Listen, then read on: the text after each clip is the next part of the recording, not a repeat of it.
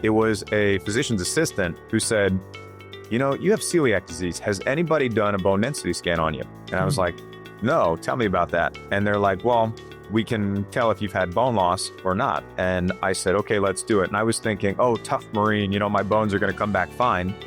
And they weren't. And that was the start of this entire journey for me.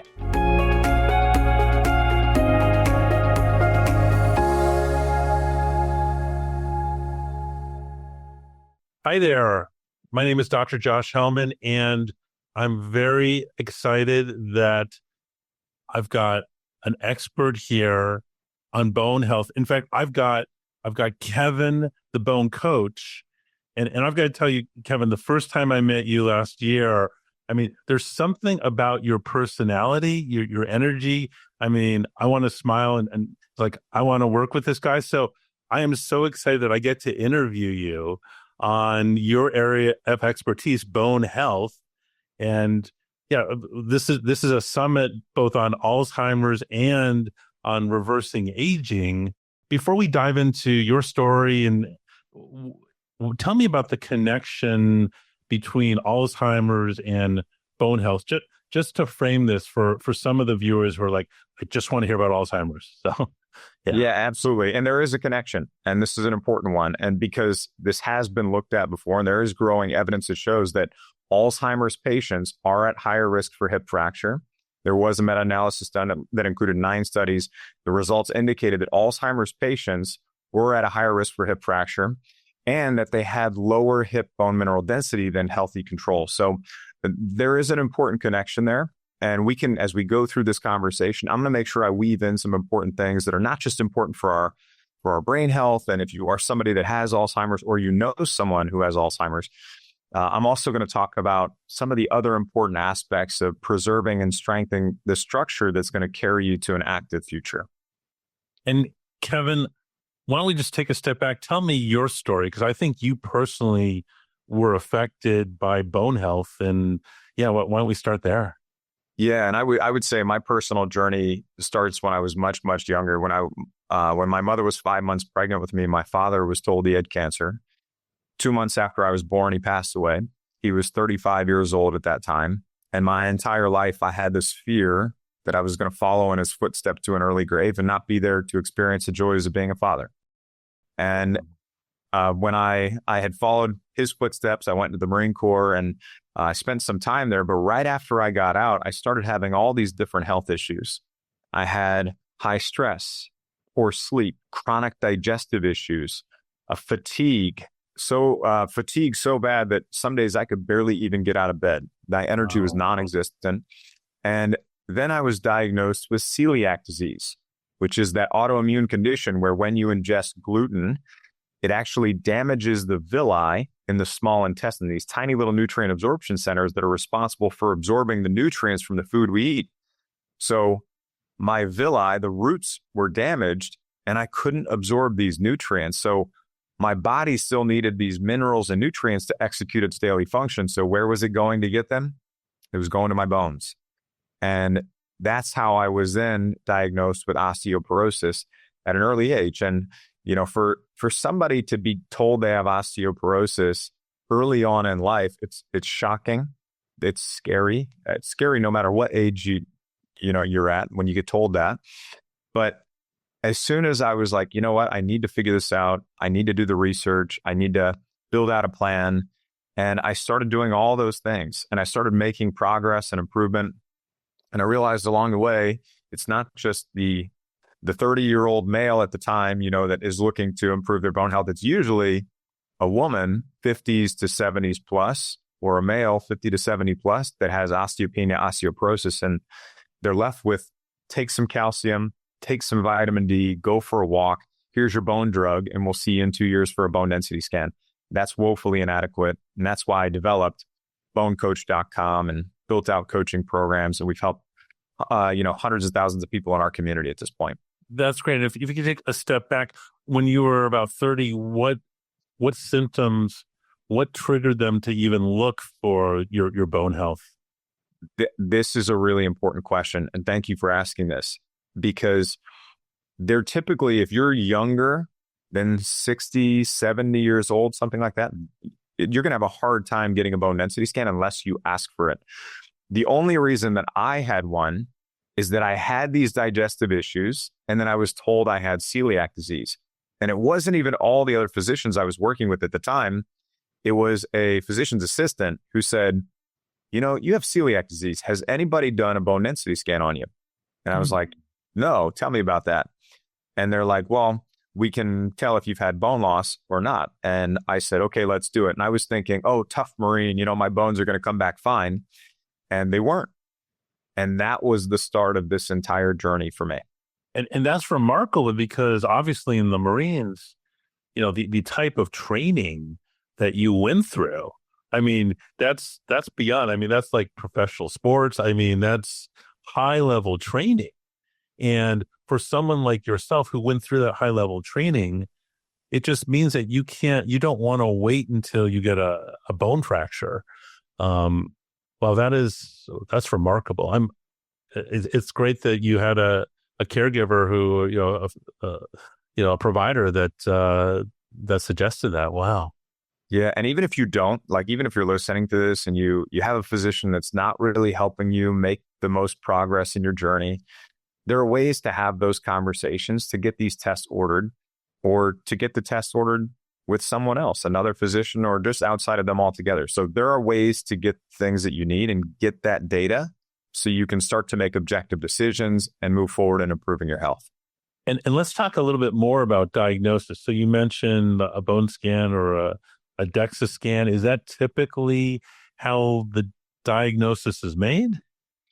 Yes. So when somebody is told they have osteoporosis, which osteoporosis means porous bone, and that's a condition that's characterized by either not enough bone formation, excessive bone loss, or it's a combination of the two of those things.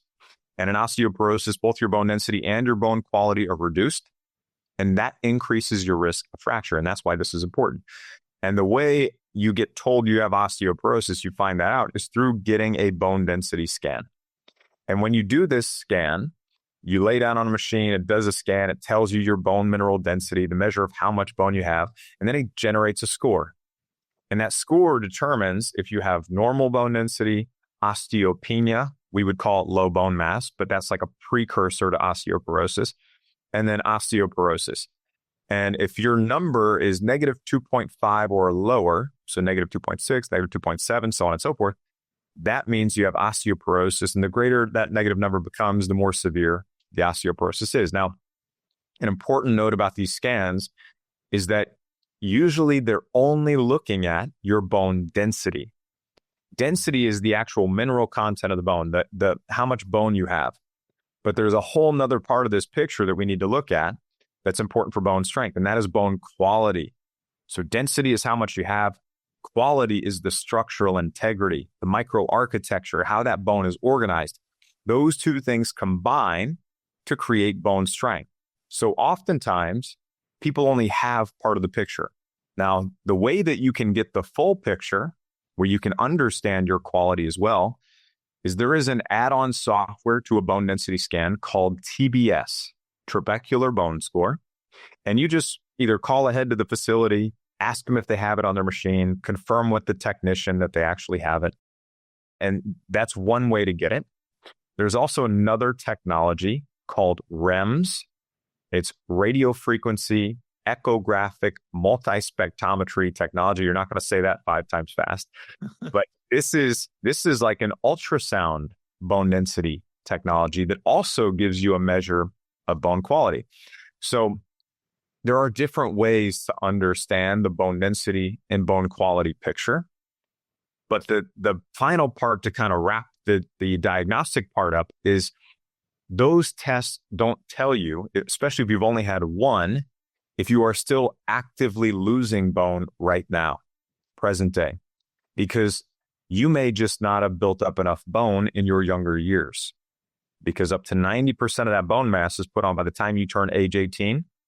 And by the time you turn 30, the remaining 10% approximately fills in. So if when you were younger, you had poor diet and nutrition, you led a sedentary lifestyle, you weren't doing gymnastics or playing sports, or you didn't get the calcium, magnesium, vitamin K, vitamin D, all those kinds of things when you were younger.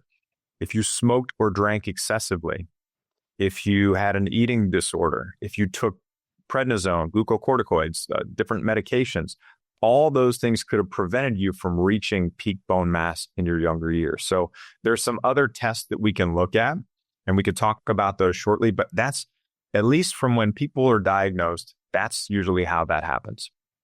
Fascinating. And again, to emphasize, you were diagnosed without any symptoms. It was just a smart clinician who said, boom, you're at risk for this. We should be testing. I'm curious, you mentioned this other test with an ultrasound to measure bone quality.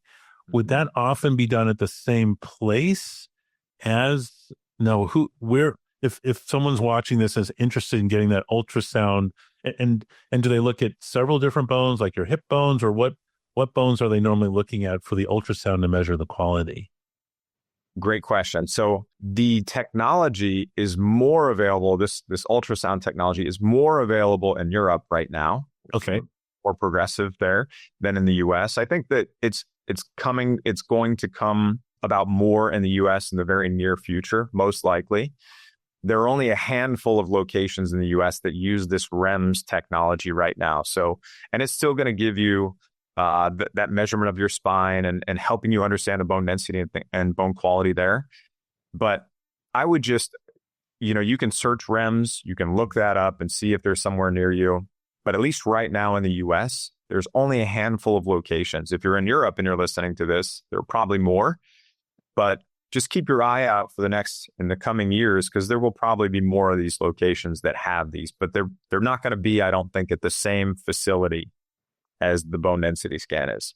Okay, that's great to know. And then a follow-up question is for people who are watching this, and let's say maybe they've gone to their physician, and their physician says, you know what, you're not old enough, or I don't want to order a DEXA scan on you.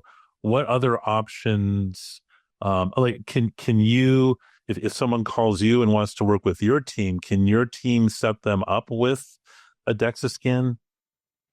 Yeah, we can absolutely point them to the right place to go. Or sometimes if you have a physician who's not helping you make progress and you've given a legitimate reason as to why you need something. So for example, if you have chronic digestive issues or you have celiac disease, you can go to your physician and say, hey, I know that if somebody is not absorbing their nutrients or they have chronic digestive issues, that could be a contributor to bone loss. I'd really love to get a bone density scan. Approach it like that, and that might get you a little bit more progress. There's a justification and a reason for it. Same thing with if you've taken certain medications, SSRIs, prednisone, those kinds of things, and you're younger, you have another justification. Hey, I know these medications could be contributing to bone loss or could have contributed. Can you help me get this scan so I have an objective measurement? Same thing when you reach, 50s, 60s, menopause, postmenopause, right around that time, you can ask, right? You can ask. Our healthcare system is not necessarily geared toward being preventive. It is not, unfortunately. Right? And it's more geared toward being reactive. So you have to be the driver in your healthcare, not the passenger. So you need to be the one coming and saying, hey, look, I know at the time of menopause, after this happens, and I have this loss of estrogen that happens, I know estrogen is protective on bone and that I can have bone loss that takes place. Can you help me get a baseline of where my bone density is now from which to monitor future changes? That's how you have that conversation. Now, let's say, even if you go in there and you've got the best possible words, right? And they still say no, you can find another doctor, or you can go to a radiology group that's completely outside of your physician's office, right? That's another option that you have. And you could go pay out of pocket for that too. And I think, the last time I looked, maybe 75, 100, 125 bucks, something like that, maybe to go get one of these scans outside of your traditional doctor's office. But the important thing is, if you get a scan on one machine, you want to get a scan on that machine again in a year or two. So that way you've got the same kind of quality data coming out of that same machine. Got it. And just to be clear for people, the DEXA scan does use radiation. It's a small amount, but that's why you don't want to wait, say, like a year to repeat it. It's radiation. It's not like it's not like sound waves, which, are not going to hurt you. I mean, do you see cases where you wait less than a year to repeat a DEXA scan? Great question. Okay, so one of the other reasons why we would only want to do DEXA scan every year and a half, 2 years, the radiation is minimal on a DEXA scan, but yes, it is still radiation, is that the changes in bone that can happen in a given time period that's when you can see those kinds of changes on a DEXA scan, because a DEXA scan does have a margin of error, a least significant change. And if they're really, really small improvements, you might not, you're not going to be able to tell in 3 months or 6 months. But if you wait a year and a half, 2 years, and you're doing all the right things, then you could actually see some meaningful improvements. The things that you would use in the near term to see what's going on in your bones are bone turnover markers. And bone turnover markers look at the activity level of cells that are breaking down and building up your bone. So there's one for bone resorption, breakdown, for example. Your bones are breaking down, resorbing. And that is called CTX. Serum CTX, it's a blood test, CT low peptide test. And that test looks at the activity level of cells that are breaking down bone. And if that activity level is elevated or even really high, that can be an indicator of active bone loss and a root cause issue that needs to be addressed and explored. And on the other side, if you're looking at bone resorption, you need to look at formation too. You don't just want one side of the picture, so you got to look at formation. Now, the most sensitive marker for bone formation is P1NP, procollagen, type 1, N-terminal propeptide.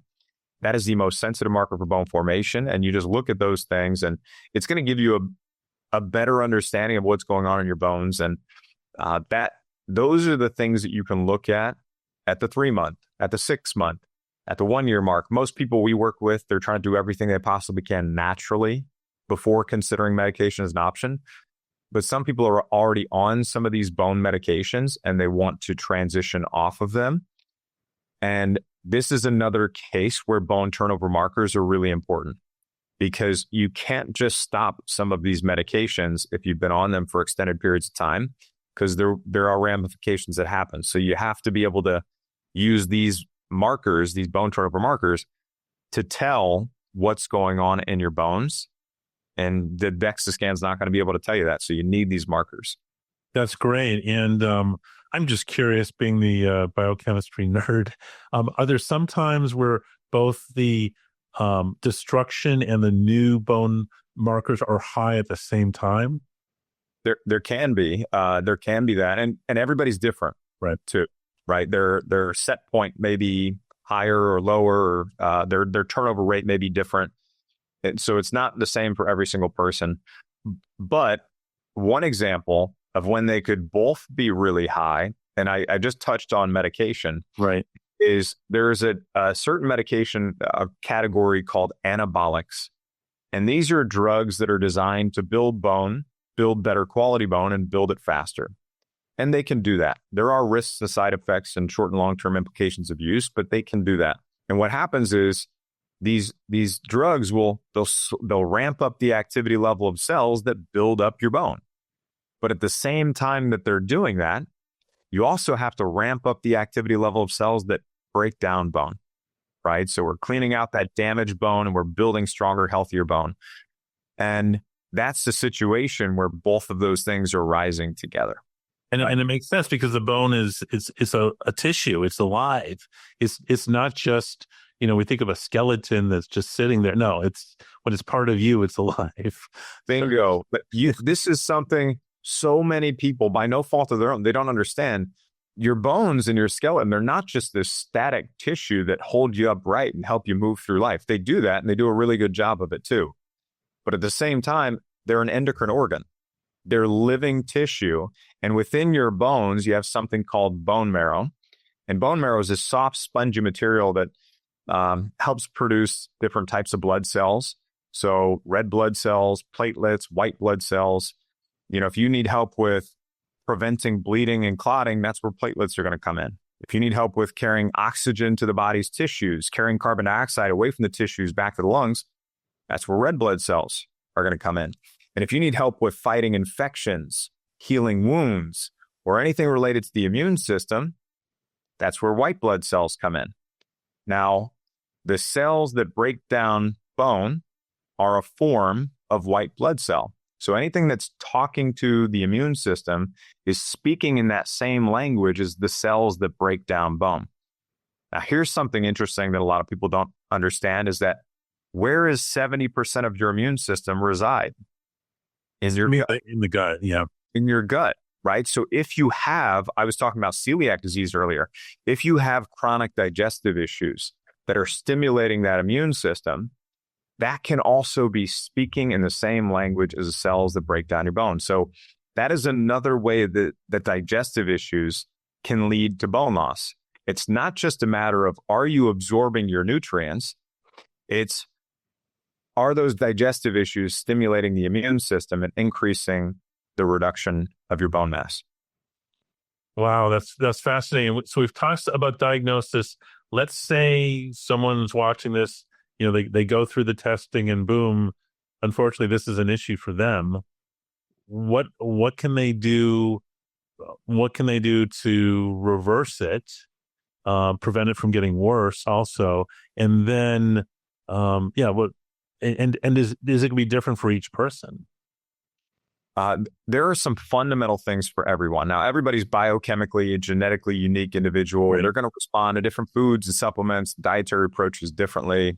Same thing when it comes to exercise. People are at different activity and fitness levels, and they've got maybe different pain in different areas of their body, or maybe they have different conditions too that they're trying to navigate. Scoliosis, spondylolisthesis, osteoarthritis, those kinds of things. So there are some variations that take place within a plan. But in general, there are some things that every single person should be doing. One of those is exercise. Now, exercise, we know it's not only great for bone health, but it's also great for your brain health too. 100%. So you need to be doing exercise. Now, the question comes in, what kind of exercise should you be incorporating? And how do you incorporate it? So when we talk about exercise, the kind of exercise you need for your bones, you need two different types of stimuli. You need muscle pulling on bone, and you need impact. And the most effective interventions are going to use one or both of those things in combination. So you have probably heard people say, oh, do some weight-bearing exercise. Most people, when they hear that, they're like, okay, well, what is weight-bearing exercise? Can you tell me about what that is? Weight-bearing exercise is where your body and your bones are working against gravity to keep you upright. They are things you're doing on your feet. And that is placing a good, healthy stress on your bones. So this would be things like walking, jogging, hiking, running, dancing, gardening, playing with the kids or the grandkids outside. Or it could be something like yoga, Pilates, Tai Chi, Qigong. All of those kind of things are considered weight-bearing exercise. You want to incorporate that into your plan, okay? Walking by itself is not enough. You do want to have another form of exercise we'll talk about in a minute. It's good for your health and you should do it, but just don't count it as your only form of exercise. Can I ask, related to weighting, what about a weighted vest? Would that help with weight bearing? Because if you're suddenly wearing, extra 20 pounds or something. See, now for weighted vests, it just depends. Like if somebody has vertebral fractures or something already, then probably not a good idea. Okay. I would say that you can add an additional load, but there are probably other ways that we'll talk about in a minute that could help be a little bit more effective in targeting, improving that bone. So the other form of exercise would be resistance training and muscle strengthening exercise. And that's where we would bring in you would bring in your barbells or your dumbbells, or I really like resistance bands so you can have variable resistance. That's great. And then also machines at the gym. If that's what you're more comfortable with, you can do that as well. And you want to try to incorporate exercises like squats and deadlifts and overhead presses. Now, deadlifts, I know when people hear that, they're like, oh my gosh, that's bodybuilder territory, but it's really not. It's really not. It's a foundational movement that we all grew up naturally knowing how to do. And I think a lot of us, as soon as you start adding weights, it gets intimidating. But if you just work with somebody on your body mechanics and you just start low, get the form down and slowly progress up, it could be a great addition to your exercise plan. I would highly recommend it if you could do that. So those are really some great actionable things. And then the last thing I think we could touch on for exercise would be there is non-weight bearing exercise. And this is where your body and your bones are not working against gravity to keep you upright. So you're not doing them on your feet and you don't have that healthy stress on the bones. There are two big ones that come to mind. Cycling is one of them. So extreme cycling or long distance cycling, right, that could potentially have a negative impact on bone density if it's something you're doing every day, really long distances. But for swimming also, if you do that every day and you enjoy it and it makes you happy and it reduces your stress, keep doing it. Right? You need those things in your life too. But you have to know you're not putting a healthy stress on your bones. So don't just finish swimming your laps and say, okay, I got my exercise, I'm good for the week. Because you're not. Over time, that's going to work against you. So you have to do that resistance training and bring that into your plan. Wow, that's fascinating. That's great advice. But it also sounds like, it'd be great to talk to an expert like you or someone like you to hone in what's going to fit in a certain person's lifestyle. Yeah. And there are, I would say too, especially when it comes to pain that people have in their bodies, some people have old injuries. Some people have neck pain, shoulder pain, back pain, hip pain, knee pain, foot pain. There are modifications and adjustments that you can and should make when you're trying to build the bone building, fracture preventing plan. So we help people make those adjustments. But then also if somebody has conditions like scoliosis, spondylolisthesis, osteoarthritis, stenosis, degenerative disc disease, or they've already had a fracture, again, those are situations where there are modifications, adjustments, and tweaks that you want to make. And that's one of the things we teach people how to do. That's awesome. So we talked about exercise. You also mentioned actually at the beginning, diet. What, any tips? Because I think that's probably going to be fundamental for most people on that. What are some dietary recommendations? Yeah, absolutely. And this is important. And I would say some of the things are very similar to what most people talk about when it comes to diet nutrition, right? Anti-inflammatory approach, removing processed packaged foods that have a bunch of ingredients that you don't know what they are. Those kinds of things can come out, but we don't have to view them as, oh gosh, I'm giving up, the only thing left that brings me joy in life, this box of cookies or something.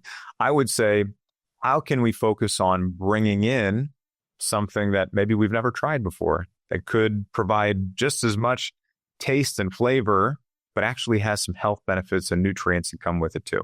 So I would just say expand your horizons.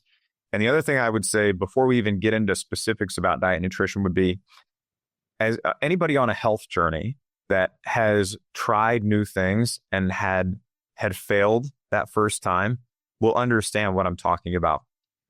Where sometimes you just try things and they don't work out and you put all your faith into it and you just hope that it's going to work and it doesn't, right? That happens sometimes.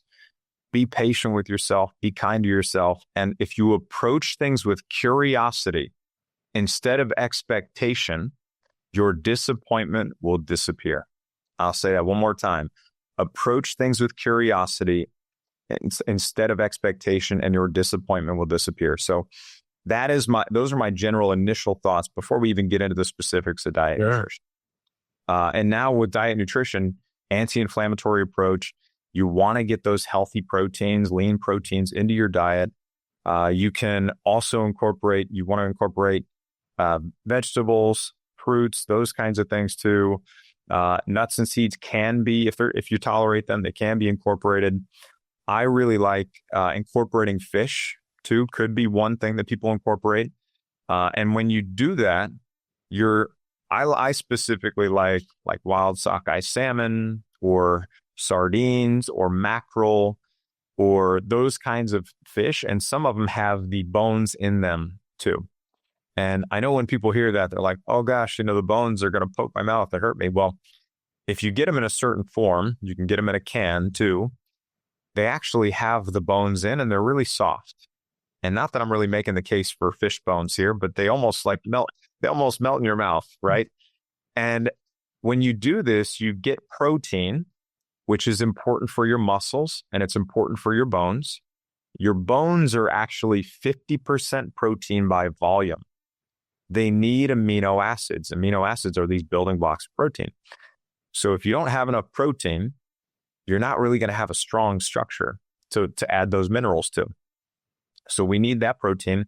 And then these fish bones, they actually have all the minerals that your own bones need in the right ratios that nature put them in, right? So that's another one. And then omega-3 fatty acids. These are like dampeners of inflammation. So anything that contributes to inflammation, chronic, long-term, that's not a good thing. And omega-3s can definitely help with that. So that's one that I like. Arugula is another one. Absolutely love arugula. And this is same cruciferous family of vegetables as broccoli and kale. And it's a rich source of vitamin C, vitamin K, bioavailable calcium. And it's got it's a little bit bitter too. It's got a peppery taste to it, which is really good. And the reason I like bitter foods is that our diets today are largely devoid of bitter foods. And we want bitters because they help stimulate bile. And that helps with emulsifying fats and digestion and helps with the fatty acids, the fat-soluble vitamins that we need. So vitamins A, D, E, and K. So anything that is a bitter food could be a good addition. And it's just easy, right? You could take some arugula, toss it in a pan, lightly saute it, and add it as a side dish. I love arugula. I'm not a fan of fish bones, having taken care of many patients who choke on them. How do you avoid choking and getting that fish bone lodged, down your throat? Yeah, so I won't eat big fish bones either. The fish bones in the can, they're tiny, very, very tiny, and they come apart. They crumble. Okay. So there's actually nothing to poke or hurt or anything like that. Okay. And they're already in a form that's just really easy to digest. So it's just a tiny little can of, the more we talk about it, it's not appealing or appetizing to somebody who hasn't tried it, but somebody who has, right? You might know that it could be a good part of your plan. And then one of the other foods that I really like, I love vitamin C rich foods, and most people know vitamin C is important for your health and your immune system and all those other things, but it's also important for your bones. And I talked about how our bones are 50% protein by volume. Well, they're a collagen protein matrix upon which these minerals are laid, right? So vitamin C stimulates procollagen, it enhances collagen synthesis, and it stimulates something called alkaline phosphatase activity, which is a marker for bone building cell formation, which is pretty cool. Yeah. Right. And if we don't get enough vitamin C, you can have the other side of it, which is an increased risk of fractures, especially long term. So. Oh yeah. So that's diet. Are there any supplements that people in general should take, or does it really vary by person? Well, I would say from a protein perspective, if you're not getting enough protein in your diet, then it's probably a good idea to supplement with a protein powder or essential amino acids. That can be a good addition. And if you're like, okay, I'm good on the protein, I got that. What are the other nutrients? The biggest ones that most people hear about are calcium and vitamin D. Now, yes, those two are important, right? Calcium, it is the primary mineral constituent of your bones. It's important. Vitamin D, it's important for just about every part of your health. Same thing with your bones, too. Now, with vitamin D, I will say, sometimes people just start taking, a lot of IUs, 10,000 IUs, 20,000 IUs a day, and they think that, okay, more is better. I will tell you, especially when it comes to fat-soluble nutrient that is also a hormone in your body, that's probably not the best approach. So with vitamin D, you want to get your levels measured first, get that 25 hydroxy vitamin D test done. And look where your levels are at. And that's when you can start to determine how much vitamin D you would want to take to slowly build that up and just monitor it over time.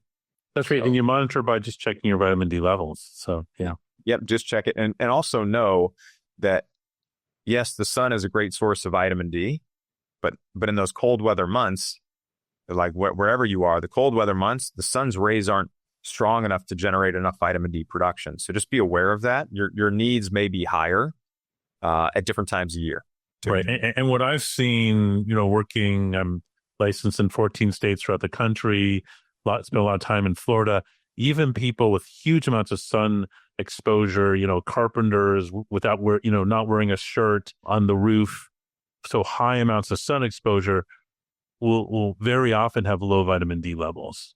So sure, sunlight's great, but I find that most people, you need to check your levels. And I think the other thing that people often don't understand is that once you start taking it, it's not like you take your vitamin D for a month and then you're set for the rest of your life.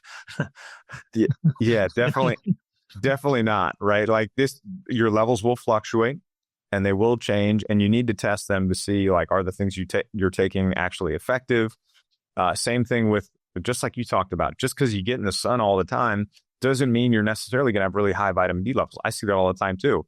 Some people don't do well with conversion. Some people don't do well with the transport. Some people don't do well with the binding. For me, I don't do well with the conversion. I do okay with the transport. I don't do well with the binding, right? So you can go get genetic profile and testing and understand, where do you do good? Where do you not do good? And just be aware of that. Yeah. And I would just caution people. I've definitely seen people who take too much calcium as a supplement, and then they end up with that calcium gets deposited not in their bones, but in their blood vessels. It's not pretty. Absolutely not. Yeah. So that's the other one that people get told, just take a bunch of calcium. And people are taking these mega doses of 1,000 milligrams of calcium in one sitting. Look, the first place we need to start is diet nutrition. How can we get as many of the nutrients as we need through diet nutrition first? And obviously, sometimes that's really challenging now, right? We've got soils that are depleted. We have a lot of other factors that are depleting nutrients. So yes, supplementation is probably going to be necessary with some things, right? But with calcium specifically, you don't want to be taking 1,000 milligrams at a time, because number one, your body's not going to absorb all of that at one time. It's just not. 500 milligrams is the max, but even that's a lot to take at one time. And when you get above 500 milligrams of supplemental calcium in a day, that's when you're really increasing your risk for the calcium being deposited in your arteries and your soft tissues and your kidneys, and kidney stone increase, all that kind of stuff. So can people supplement with calcium? Yes, you can, but start with your diet nutrition first. And you don't need these mega doses, right? You really don't. And you can't just take vitamin D and calcium. You have to have the other cofactors and nutrients that go along with it. One of the most important ones is magnesium. Right. Magnesium is one that I think just about everybody could supplement with and be okay with that, right? And with magnesium, the way that it's tied into bone health too is you need magnesium to rebuild anything in your body. So for protein, for example, when you consume foods that contain protein, your body breaks it down into its smallest form, amino acids, and then it's absorbed, and then it comes inside your body. And in order to be rebuilt into anything, your muscles, your bones, your tissues, you have to have magnesium to do that, right? So very, very important process. And then some of the other nutrients I mentioned, vitamin C, right? I love omega-3s, yeah, and vitamin K2. So vitamin K2 that's one of those nutrients that makes sure the calcium goes to where it's supposed to be. It goes to the bones and not in the soft tissues. It's activating something called osteocalcin, and it's also activating something called matrix GLA protein. So it's an important nutrient. You definitely want to have vitamin K2. That's great. How about boron? Is that on your list? Yep, boron's absolutely on there too. Zinc is another one. Zinc is another one that's great for health benefits in general, but also for your bones. Yeah, they're quite silica.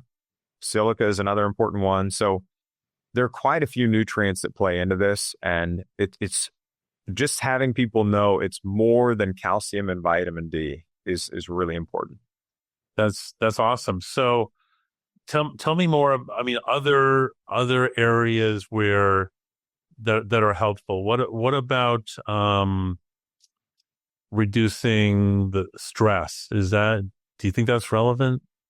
It is absolutely relevant. So we already know, like when it comes to stress, if you think about the stresses that we have in our lives, a lot of times people talk about the stress from the lion or the bear or something like that. Right. But most people aren't walking around Glacier National Park every day, which is, by the way, a beautiful place. I absolutely love that place. But you're probably not seeing a bear every single day. But there are other stressors that may still be, activating that stress response and sending you into this fight or flight mode. So it could be financial challenges, family conflict, keeping up with the perfect lives of the Joneses on social media. Yes. All those kinds of things can contribute to and drive that stress response. And it's not that cortisol is what we're talking about specifically. It's not that that's a bad thing and that we want to vilify it. It is important and it serves an important purpose. It's just we need it in the right amounts at the right times. And if we don't have it in the right amounts at the right times, you can have issues with your blood sugar, right? If you already got blood sugar regulation issues, that can cause even more problems. Weight gain and obesity. We talked about gut issues. It can increase leaky gut, intestinal permeability. And then from a bone perspective too, your bones are also going to be impacted by chronic stress and high cortisol. You can have a reduction in progesterone production, which is really, really important for your bones. It's going to reduce the osteoblasts, the Right. cells that build bone. It's going to reduce their ability to build that bone.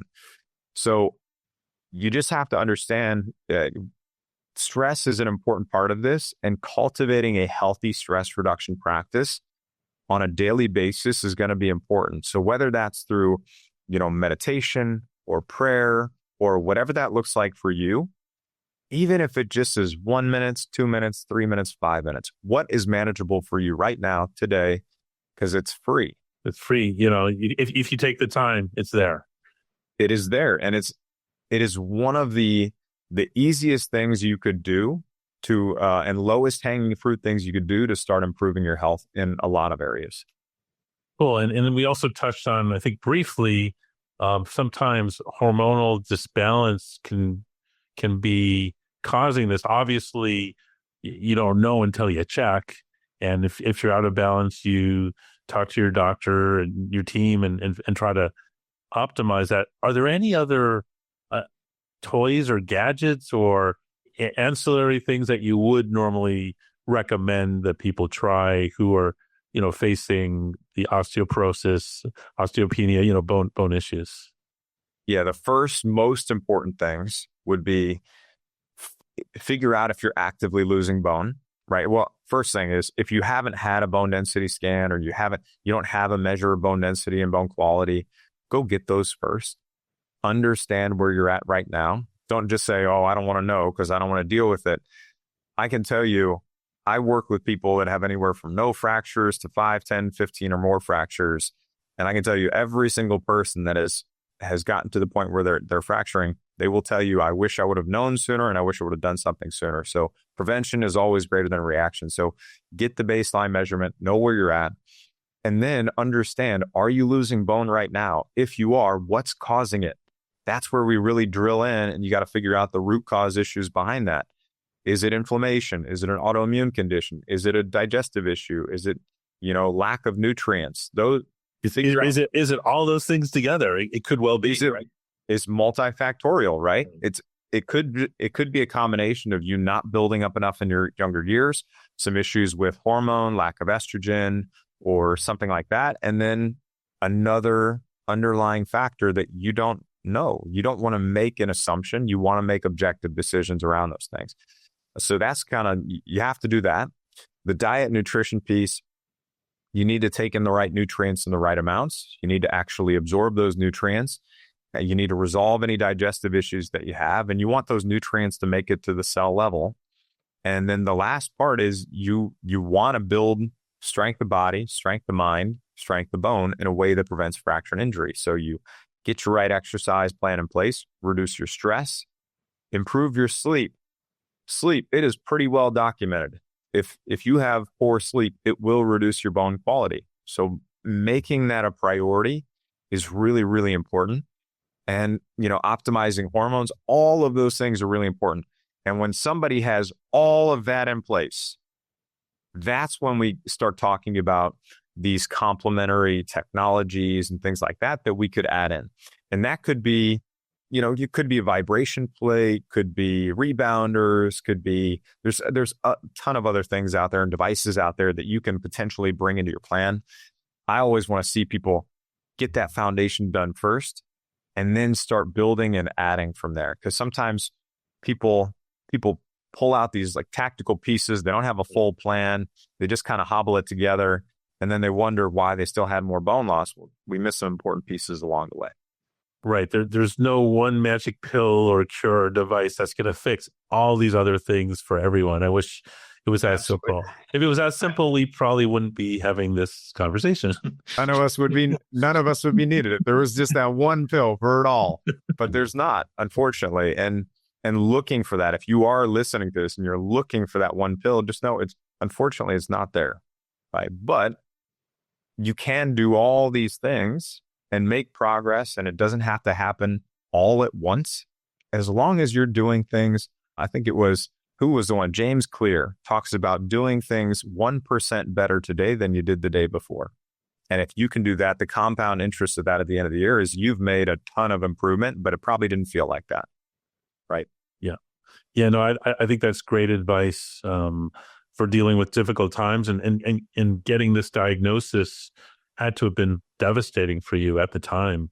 Yeah, absolutely. And it's amazing you've turned that challenge into not only improvement for yourself, but now you're helping so many more people reverse and prevent bone problems. What are you optimistic about? Going to conferences or new technologies or new tests, or you mentioned sometimes there's better things in Europe that may be coming to this country. Are there other things in the pipeline that just because this is what you do full time, that things that are about to be released or areas of research? What excites you about this whole field?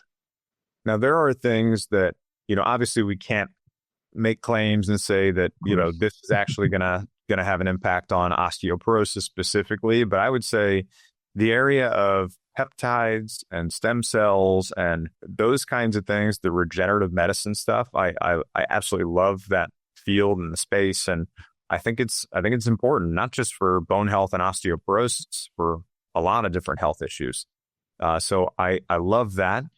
And then also, there are different technologies out there. And I do think they can be a part of people's plans. The other ones are PEMF mats too, like, PEMF. And then, what are some of the other ones? I know we touched on rebounders, vibration plates.